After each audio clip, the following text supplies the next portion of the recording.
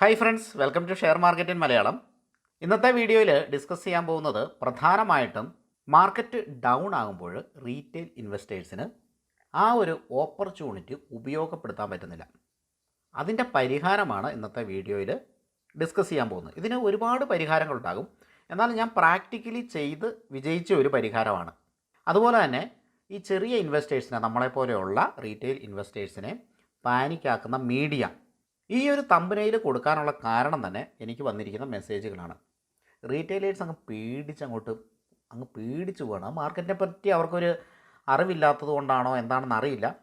ശരിക്കും പറഞ്ഞാൽ മീഡിയ നല്ല രീതിയിൽ റീറ്റെയിലേഴ്സിനെ പാനിക്കാക്കുന്നുണ്ട്.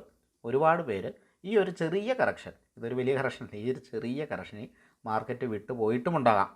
ഒരുപാട് പേര് ലോസിൽ ബുക്ക് ചെയ്തിട്ടുമുണ്ടാകാം. ശരിക്കും ലോകത്തിൻ്റെ ആവശ്യം അതാണ്. ചെറിയ പൈസ വലിയ ഫണ്ടിലേക്ക് പോയി ചേരുക, അല്ലെങ്കിൽ ചെറിയ മണി, ഇപ്പം നമ്മുടെയൊക്കെ മണി ചെറിയ മണിയാണല്ലോ, അത് കൂടുതൽ പൈസ ഉള്ളിടത്തേക്ക് ഈ ചെറിയ പൈസ പോയി ചേരുക എന്നുള്ളൊരു തത്വമാണ് ഇവിടെ വർക്കാവുന്നത്. ഇതിനു വേണ്ടിയിട്ടാണ് ഈ മീഡിയ ഇതുപോലെ റീറ്റെയിലേഴ്സിനെ പാനിക്കാക്കുന്നത്. മാർക്കറ്റിൻ്റെ ക്രാഷും കാര്യങ്ങളും ഒന്നും നമുക്ക് ഒഴിവാക്കാനായിട്ട് പറ്റില്ല. ന്യൂസ് വായിക്കാതെ ഇൻവെസ്റ്റ്മെൻറ്റ് മാത്രം ചെയ്യുന്ന ഒരാൾ, ഞാൻ പറയാം, അയാളാണ് ബെറ്റർ ഇൻവെസ്റ്റർ എന്ന് പറയും. ന്യൂസ് നോക്കരുത്, വാർത്ത നോക്കരുത്, സ്റ്റോക്ക് മാർക്കറ്റിൻ്റെ വാർത്തയും കാര്യങ്ങളും നോക്കരുത്. ഇതും പ്രാക്ടിക്കലി എനിക്ക് അനുഭവപ്പെട്ടുള്ള കാര്യമാണ്. ഞാൻ ഓവറായിട്ട് ഇപ്പം ന്യൂസോ കാര്യങ്ങളോ അങ്ങനെ നോക്കാറില്ല, എന്നാലും ഒരു ക്യൂരിയോസിറ്റിക്ക് വേണ്ടിയിട്ട് നോക്കാറുണ്ട്. ഇപ്പോൾ നിങ്ങളിവിടെ കാണുന്ന നിഫ്റ്റിയുടെ ചാർട്ടാണ്, 1 മിനിറ്റ് ചാർട്ടാണ്. നമുക്കത് മാറ്റിയിട്ട് 1 ഡേ ചാർട്ട് നോക്കാം. ട്രേഡേഴ്സിന് വേണ്ടിയിട്ടാണ് 1 മിനിറ്റ് ചാർട്ടുള്ളത്. ഞാൻ ജസ്റ്റ് നോക്കിയതേ ഉള്ളൂ. ഇപ്പോൾ നിങ്ങൾ ഈ കാണുന്ന ഈ ചാർട്ട്, ഇത് 1 ഇയർ ചാർട്ടാണ്. ഏതാനും മാസങ്ങൾ കൊണ്ട് വളരെ വലിയ ഒരു അപ്പാണ് ഈ ഒരു നിഫ്റ്റിയിലുണ്ടായിരിക്കുന്നത്. നിഫ്റ്റിയുടെ ചാർട്ടാണ്. 21,200 അടുത്തൊക്കെ മാർക്കറ്റ് വരികയുണ്ടായി കേട്ടോ. എത്ര നാളായിട്ടുണ്ട്? ഇത് ഡെയിലി ചാർട്ടാണ്. ഓരോ ക്യാൻഡിലും ഒരു ദിവസമാണ്. ഇതെനിക്ക് തോന്നുന്നു ആ ഇലക്ഷൻ്റെ സമയത്താണ്. 21,200 വന്നു. ഇപ്പം എത്രയിലാണ് നിൽക്കുന്നത്?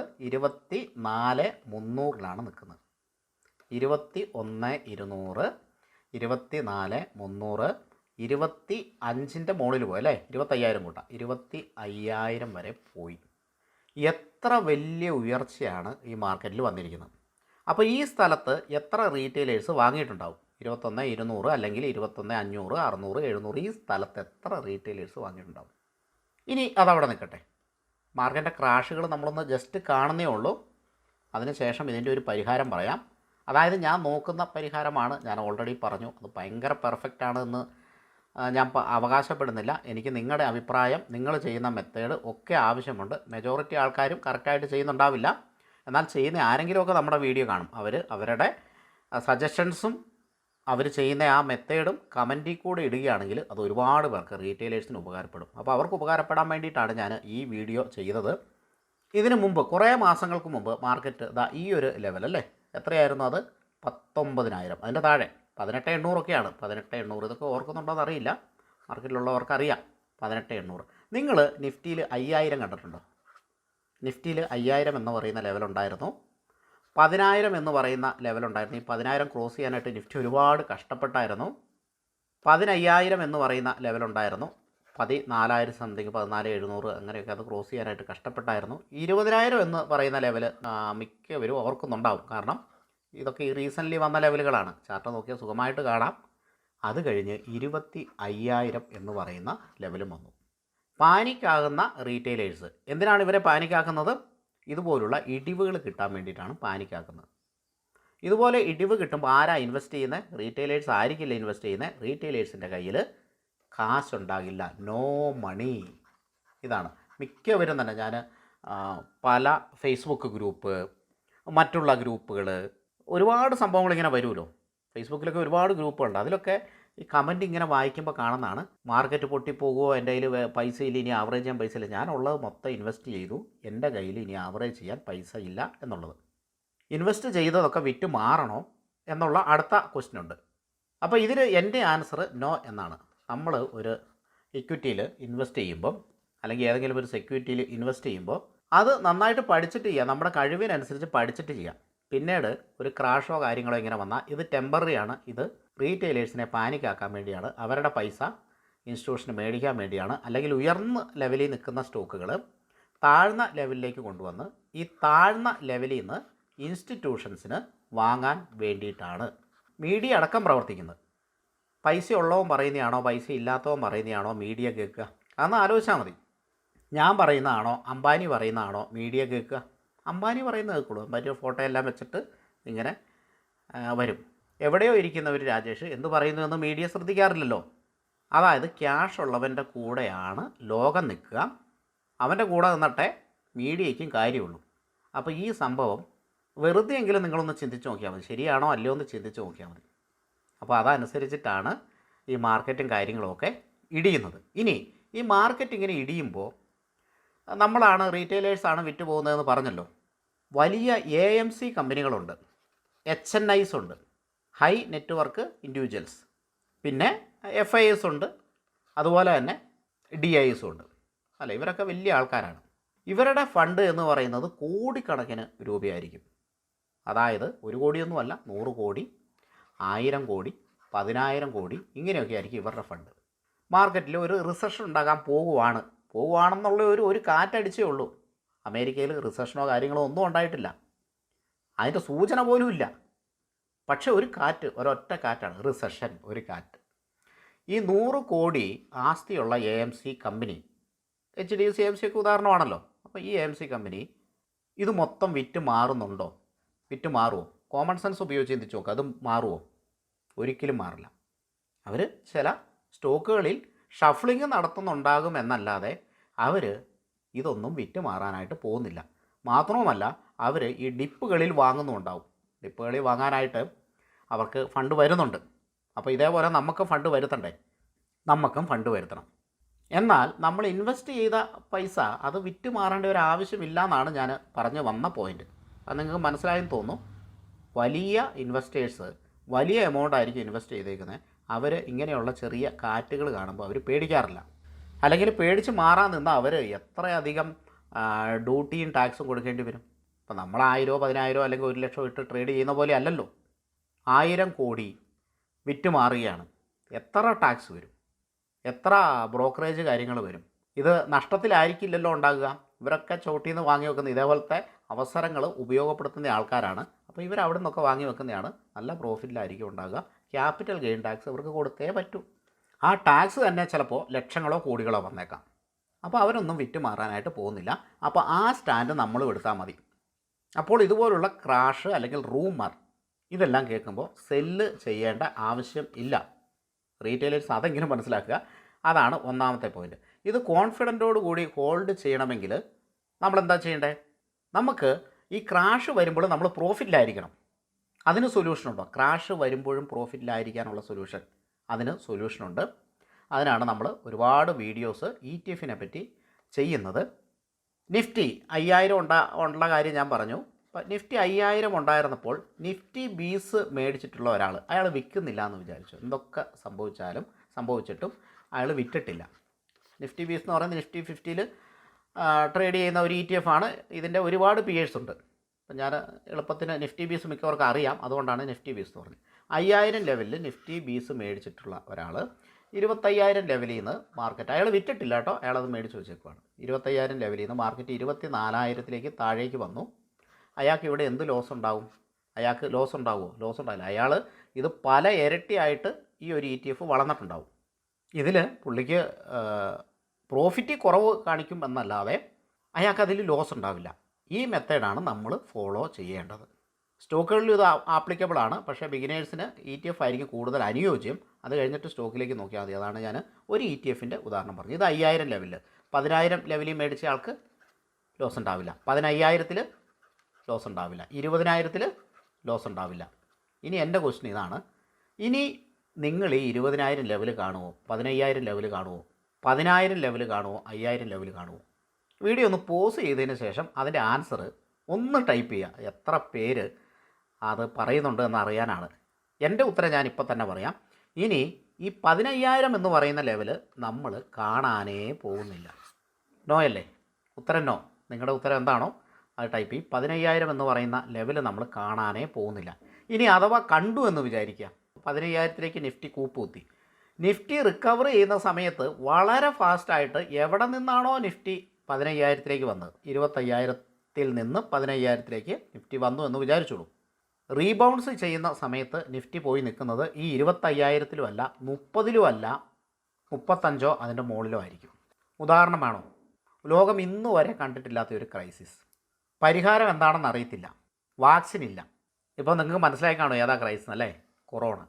ആ സമയത്ത് ഏകദേശം 40% നമ്മുടെ നിഫ്റ്റി ഇടിഞ്ഞത്. എല്ലാ മാർക്കറ്റുകളും ഇടിഞ്ഞു. കാരണം ലോകത്തിന് ഈ ഒരു അസുഖത്തിന് പരിഹാരമില്ല. 2 മാസം 2 മാസത്തിന് ശേഷം റീബൗൺസ് വന്നു. ആ സമയത്ത് കൊറോണ ടൈമിൽ എത്രയായിരുന്നു മാർക്കറ്റ്? 2019-20 ചാർട്ട് എടുത്ത് നോക്കണം. ഞാൻ ഓർക്കുന്നുണ്ട് 7,500-ൻ്റെ അടുത്ത് വരെ ഇടിഞ്ഞിട്ടുണ്ട്.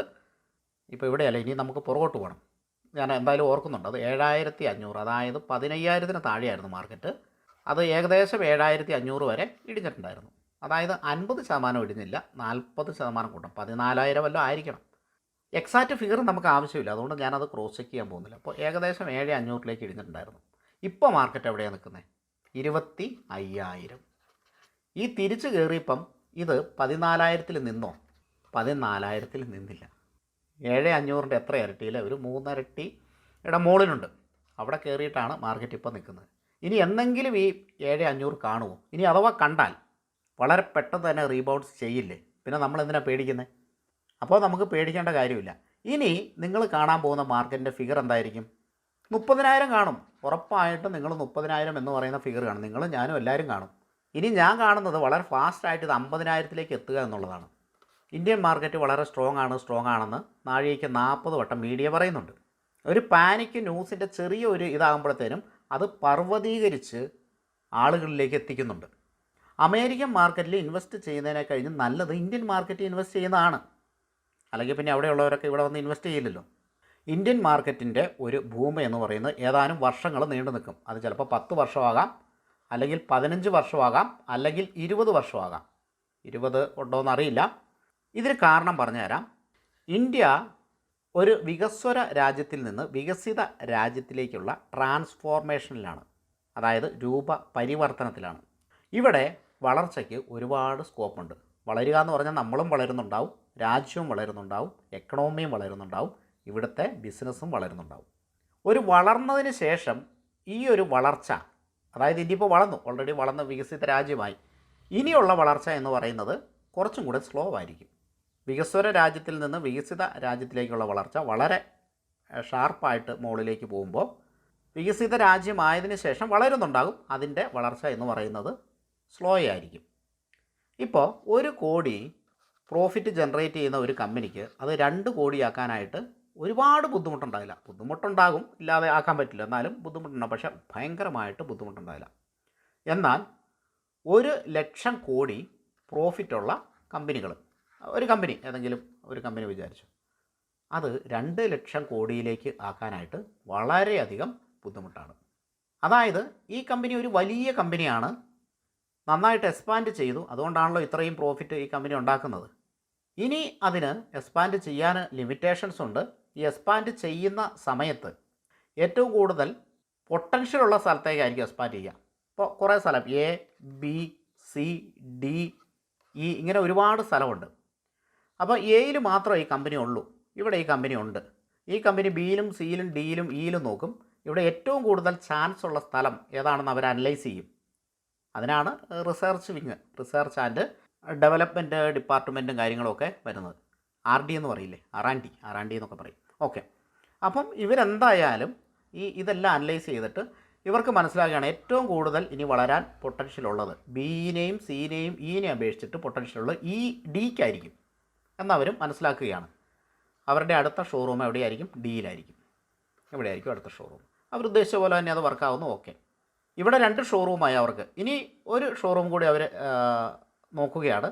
അപ്പോൾ ഇനി വളരാൻ സാധ്യതയുള്ള അവർ ചിന്തിക്കുകയാണ് ഇയിലായിരിക്കും എന്ന് വിചാരിച്ചു.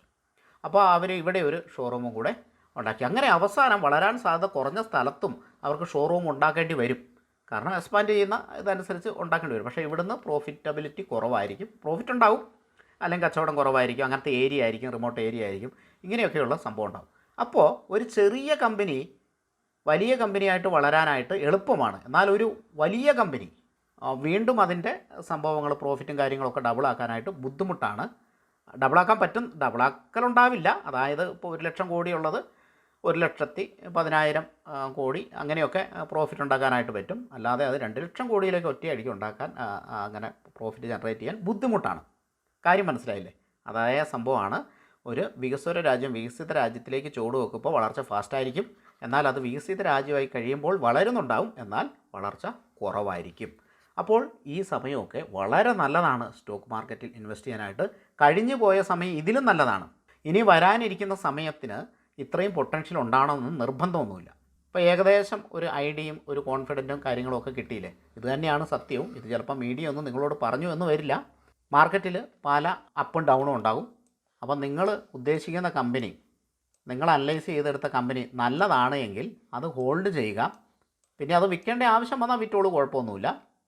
പക്ഷേ ഇപ്പോഴത്തെ ആൾക്കാർ ഹോൾഡ് ചെയ്യുക എന്ന് ഉദ്ദേശിക്കുമ്പോൾ എത്ര ശതമാനം ഹോൾഡ് ചെയ്യുന്നത്? 10% അല്ലേ? 10%-നും 20%-നും ലാഭത്തിന് വേണ്ടിയിട്ട് ഒരു കമ്പനിയിൽ ഇൻവെസ്റ്റ് ചെയ്യാതിരിക്കുക.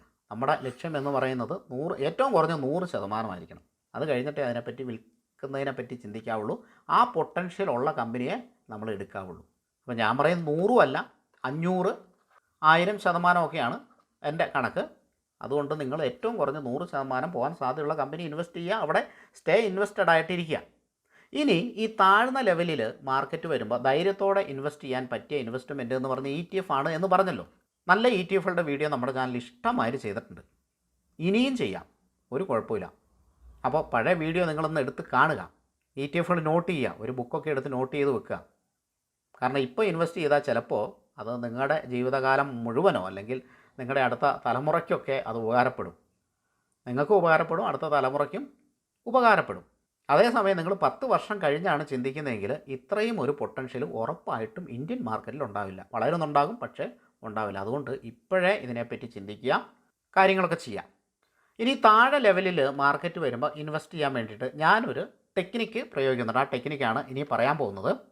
ഓൾറെഡി ഞാൻ മുൻകൂർ ജാമ്യം എടുക്കുവാണ്. ഇത് ഞാൻ ഒരു 1-2 വർഷം മുമ്പ്, ഒരു വർഷമല്ല, ഒരു വർഷത്തിന് മുമ്പ്, ഒരു 2 വർഷം മുമ്പാണ് ഇത് പ്ലാൻ ചെയ്യുന്നത്. അതിൻ്റേതായ പോരായ്മ ഉണ്ടാവും. ഇപ്പോൾ കുറച്ചും കൂടെയും ടെക്നോളജിയൊക്കെ വികസിച്ചിട്ടുണ്ട്. അപ്പോൾ പല മെത്തേഡുകളും കാണും. ആ മെത്തേഡുകൾ നിങ്ങൾ കമൻറ്റിൽ ചെയ്യുക. ഞാൻ ചെയ്ത ഒരു മെത്തേഡ് നിങ്ങളോട് പറയുന്നത് കൊണ്ട് ആർക്കും ഒരു ദോഷം ഉണ്ടാവില്ല, എന്തായാലും ഗുണം ഉണ്ടാവുള്ളൂ. ഞാൻ എന്താ ചെയ്യാന്ന് വെച്ചാൽ, നമുക്ക് കിട്ടുന്ന വരുമാനം മിക്കവരും നമ്മളെപ്പോലെയുള്ളവരെല്ലാം ഒരു മാസ വരുമാനക്കാരായിരിക്കും അല്ലേ? മാസത്തിലായിരിക്കും കിട്ടുക, നമുക്ക് ഒരു വരുമാനം കിട്ടുക. ജോലിയുള്ളവർ, ബിസിനസ് ഉള്ളവർ, എല്ലാവർക്കും ഒരു മാസത്തിലായിരിക്കും വരുമാനം കിട്ടുക.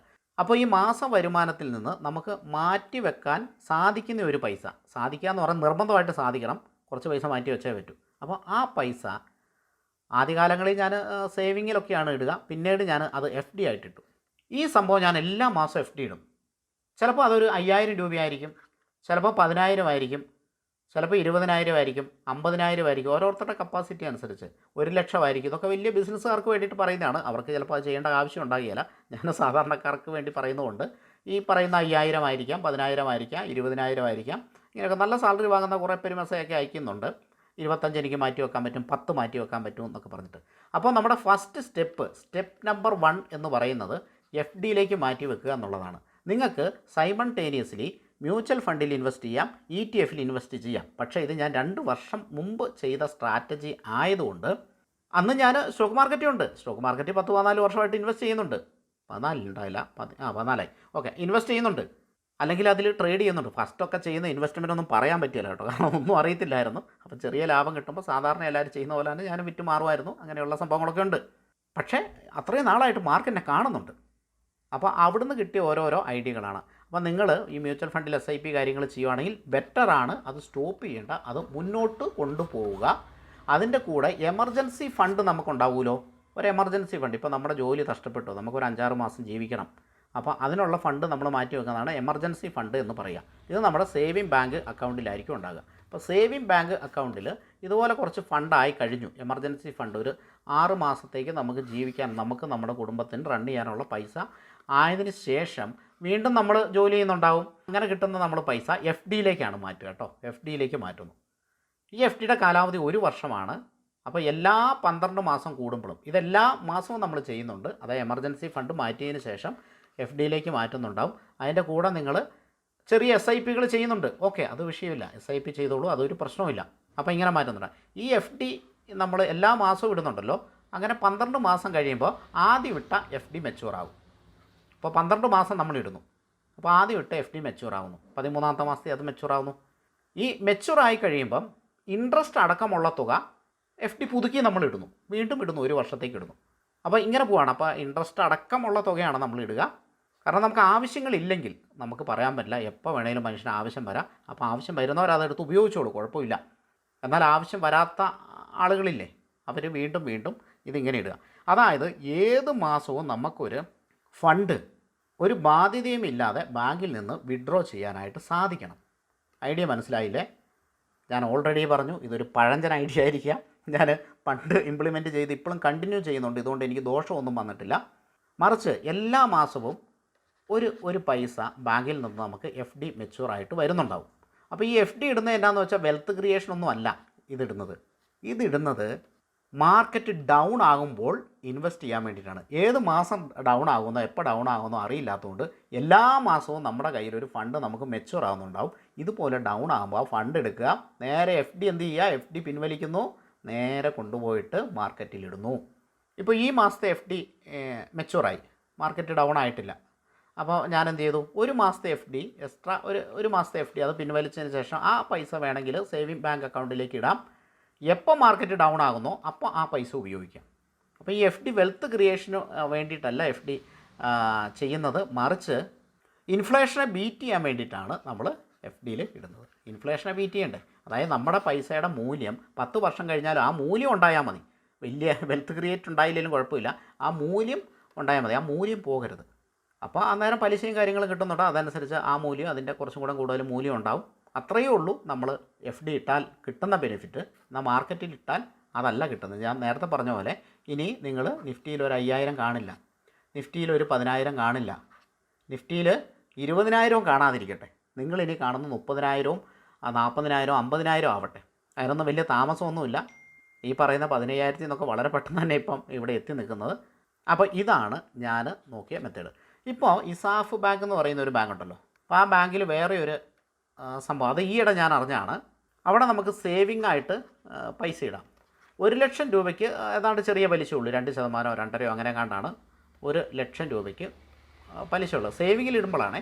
എന്നാൽ 1,00,000 മുകളിലേക്ക് ഇട്ട് കഴിഞ്ഞാൽ അതിന് 6% പലിശ. 1,00,000 എക്സാക്റ്റ് എത്രയാണെന്ന് അറിയില്ല, 2ആണോ 3ആണോ അങ്ങനെ ഏതോ ആണ് പലിശ വരുന്നത്. 1,00,000 രൂപ വരെ അത്രയേ ഉള്ളൂ സേവിങ് ബാങ്കിൽ പലിശ. എന്നാൽ അതിന് മുകളിലേക്കുള്ള പൈസയ്ക്ക് 6% പലിശ. അപ്പോൾ നമ്മൾ എഫ് ഡി ഇടുമ്പോൾ അത് ഒരു 7, 8, 8.5 വരെയൊക്കെ കിട്ടുന്നുണ്ട് അല്ലേ. പിന്നെ അതുപോലെ തന്നെ 5,00,000 രൂപയ്ക്ക് ഇൻഷൂറും ഉണ്ട്. ഇപ്പോൾ മിക്ക ബാങ്കുകളിലും ഉണ്ടല്ലോ 5,00,000 രൂപയ്ക്ക് ഇൻഷൂറും ഉണ്ട്. അപ്പം എന്തെങ്കിലും ബാങ്ക് പൊട്ടുകയോ കാര്യങ്ങളോ ചെയ്താലും നമുക്ക് ഈ 5,00,000 രൂപ അവിടെ ഉണ്ടെങ്കിൽ അത് കിട്ടും, അതിന് മുകളിലുള്ളത് കിട്ടില്ല, അത് കിട്ടും. അപ്പം 5,00,000 രൂപയ്ക്ക് ഇൻഷൂറുണ്ട്. അപ്പം ഈ ഒരു ഫിഗറിൻ്റെ ഒക്കെ അകത്ത് നിർത്തിയിട്ട് നിങ്ങൾക്ക് വേണമെങ്കിൽ ഇങ്ങനെയുള്ള ടെക്നിക്കുകൾ ഉപയോഗിക്കാവുന്നതാണ്. കാരണം മാർക്കറ്റ് ഈ ഡൗൺ ആയി വന്നിട്ട് പിന്നെ മാർക്കറ്റ് ആ ഒരു ഭാഗത്തേക്ക് വരാനുള്ള സാധ്യത കുറവാണ്. അതാണ് പഴയ ഹിസ്റ്ററി നമ്മളെ കാണിക്കുന്നത്. ഒരുപക്ഷെ മാർക്കറ്റ് ഇനി ചിലപ്പോൾ 20,000 പോലും വരില്ല എന്നാണ് എനിക്ക് തോന്നുന്നത്. ഇനി മാർക്കറ്റ് ഡൗൺ ആകുമ്പോൾ ഇൻവെസ്റ്റ് ചെയ്യാൻ വേണ്ടിയിട്ട് എല്ലാ മാസവും നിങ്ങൾക്ക് ഓരോ എഫ് ഡി റിലീസാകുമെന്ന് പറഞ്ഞല്ലോ. അപ്പോൾ ഇത് 12 മാസം നമ്മൾ നോക്കിക്കഴിഞ്ഞാൽ 13ാം മാസം തൊട്ട് നമുക്ക് പൈസ റിലീസാകും. അപ്പോൾ നമുക്ക് മാർക്കറ്റിനെ പല സോണുകളായിട്ട് തിരിക്കുക. ഇപ്പോൾ 25,000 എന്ന് പറയുന്ന ഒരു ലെവലുണ്ട് മാർക്കറ്റിൽ, 24,500 എന്ന് പറയുന്ന ലെവല്, 24,000 ഈ ലെവലും ഇപ്പോൾ കഴിഞ്ഞു പോയി. Level 1, level 2. ഇനി അടുത്ത ലെവൽ എന്ന് പറയുന്നത് 23,500 എന്ന് പറയുന്ന ലെവൽ വന്നിട്ടില്ല. അടുത്ത 23,000 എന്ന് പറയുന്ന ലെവൽ, 22,500 എന്ന് പറയുന്ന ലെവൽ, 22,000 എന്ന് പറയുന്ന ലെവൽ. അപ്പോൾ ലെവൽ 1ൽ വരുമ്പോൾ 24,500 വരുമ്പോൾ ഒരു ഇൻവെസ്റ്റ്മെൻറ്റ് നടത്തുക. ലെവൽ 2ൽ വരുമ്പോൾ ഒരു ഇൻവെസ്റ്റ്മെൻറ്റ് നടത്തുക. ഞാൻ പറയുകയാണ് 25,000 രൂപയാണ് നിങ്ങൾ ഇൻവെസ്റ്റ് ചെയ്യുന്ന ലെവൽ 1ൽ വരുമ്പോൾ അത് ചെയ്തോളൂ. 24,000 വരുമ്പോൾ വീണ്ടും ഒരു 25,000. അപ്പോൾ ഈ പൈസ നമ്മുടെ കയ്യിൽ ഉണ്ടാവണം എന്നുള്ളതാണ്. അത് കഴിഞ്ഞിട്ട് ഇൻവെസ്റ്റ്മെൻറ്റ് ചെയ്താൽ മതി എന്നുള്ളതാണ് എൻ്റെ ഒരു അഭിപ്രായം. 23,500 വരുമ്പോൾ എന്ത് ചെയ്യുക, വീണ്ടും ഒരു ഇൻവെസ്റ്റ്മെൻറ്റ് നടത്തുക.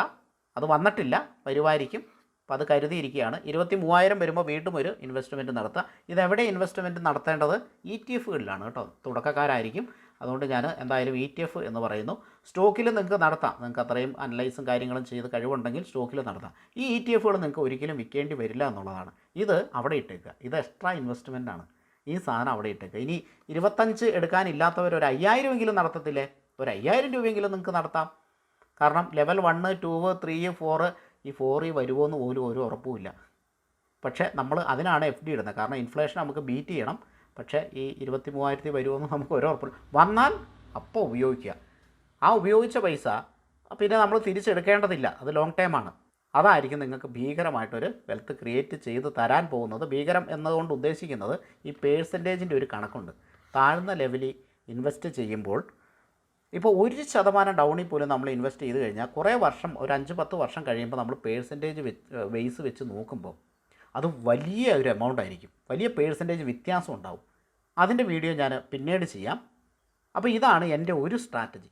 ഇപ്പോൾ നിഫ്റ്റി എത്രയോ പൊക്കോട്ടെ, 500 പോയിൻ്റ് ഇടിയുമ്പോൾ ഒരു ഇൻവെസ്റ്റ്മെൻറ്റ്, 1000 പോയിൻ്റ് ഇടിയുമ്പോൾ അടുത്ത ഇൻവെസ്റ്റ്മെൻറ്റ്, അങ്ങനെ 2000 പോയിൻ്റ് വരെ ഇൻവെസ്റ്റ്മെൻറ്റ്, പിന്നെ 3000-ൽ 4000 പോയിൻ്റൊക്കെ ഇടിഞ്ഞാൽ ഇൻവെസ്റ്റ്മെൻറ്റ് ചെയ്യാൻ പറ്റുമെങ്കിൽ ബെറ്ററാണ്. അന്നേരം കുറച്ച് കൂടുതൽ പൈസ ചെയ്യാൻ പറ്റുമെങ്കിലും കുഴപ്പമില്ല. അതവിടെ നിൽക്കട്ടെ. നോർമലി അങ്ങനെ കാണാറില്ല. ഇനി ഞാൻ വേറെ ഒരു കാര്യം പറയാം. ഈ FD ഇട്ടതിന് ശേഷം എനിക്ക് 1-2 പ്രാവശ്യം മാത്രമേ ഇത് ഉപയോഗിക്കേണ്ടി വന്നിട്ടുള്ളൂ. FD എപ്പോഴും റിന്യൂ ചെയ്തിട്ട് മുന്നോട്ട് പോവുകയാണ്. കാരണം അങ്ങനെ ഒരു ഇടിവ് ഞാൻ മാർക്കറ്റിൽ കണ്ടിട്ടില്ല. അതായത് എനിക്ക് ശരിക്കും പറഞ്ഞാൽ ഞാൻ ഉദ്ദേശിക്കുന്ന ആ ലെവലിലേക്ക് മാർക്കറ്റ് ഇടിച്ചിട്ടില്ല. ഇപ്പോഴും ഞാൻ 23,000 വന്നാൽ ഇൻവെസ്റ്റ് ചെയ്യാനായിട്ട് വെയിറ്റ് ചെയ്ത് നിൽക്കുകയാണ്. പക്ഷേ മാർക്കറ്റ് വരുമോ ഇല്ലയോ എന്ന് വരൂലെന്നാണ് എൻ്റെ ഒരു തോന്നൽ. അപ്പം കണ്ടിട്ടേ ഇല്ല എന്നുള്ളതാണ്. എനിക്ക് ലെവൽ 1ഉം ലെവൽ 2ഉം യൂട്ടിലൈസ് ചെയ്യാൻ പറ്റുന്നുണ്ട്. ലെവൽ 3 ഒന്നും ഈ അടുത്ത കാലത്തൊന്നും യൂട്ടിലൈസ് ചെയ്യാൻ പറ്റിയിട്ടില്ല. ലെവൽ 4ലേക്കൊന്നും ചിന്തിച്ചിട്ട് അതിലേക്കൊന്നും വന്നിട്ടേ ഇല്ല. അതുകൊണ്ട് തന്നെ ഞാനിട്ട FD എന്താണ്, അത് മെച്ചുറായി. അത് വീണ്ടും റിന്യൂ ചെയ്ത് അങ്ങനെ മുന്നോട്ട് പോവുകയാണ്. 1-2 എനിക്ക് ഉപയോഗിക്കാൻ പറ്റി.